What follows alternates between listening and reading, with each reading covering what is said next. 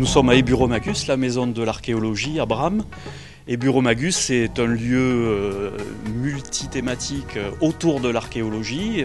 Donc on y trouve évidemment le musée qui est la pierre angulaire de ce que nous avons à proposer au public, qui présente 6 thématiques autour de l'archéologie, de l'histoire de tout l'Ouest audois.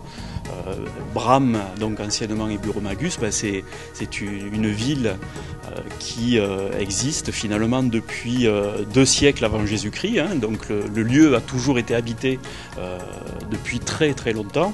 Eh bien, ce musée, cette exposition, c'est les traces, toutes les traces qu'on a pu retrouver en 30 ans de fouilles, plus de 30 ans de fouilles, dans les sous-sols, dans le sol de tout l'Ouest audois.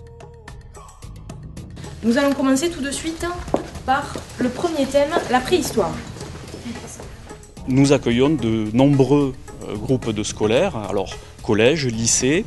L'idée, c'est à travers ce service éducatif, proposer des animations, des supports éducatifs personnalisés et donc concevoir le parcours différemment, de façon adaptée, pour que les scolaires, eux aussi, puissent, dans le cadre de leur cursus, trouver à Eburomagus matière à des exposés, à enrichir leurs connaissances du monde romain, ou ça peut être dans le cadre de cours de latin, ou bien en sciences autour de l'archéologie.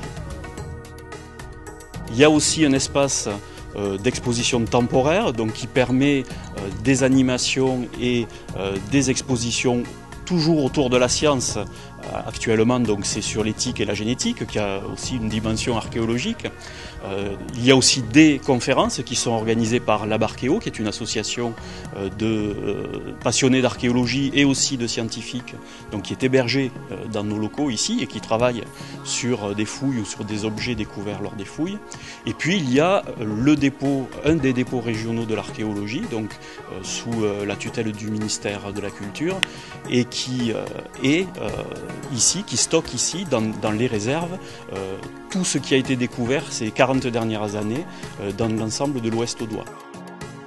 Nous sommes en cours de labellisation, donc comme Musée de France, nous avons engagé cette démarche qui devrait nous permettre là aussi d'avoir un écho et d'avoir une légitimité encore plus grande.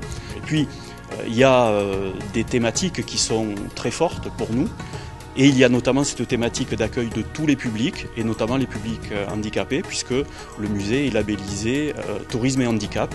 Donc nous sommes équipés et nous avons organisé aussi ce musée pour permettre aux personnes handicapées de découvrir elles aussi Eburomagus.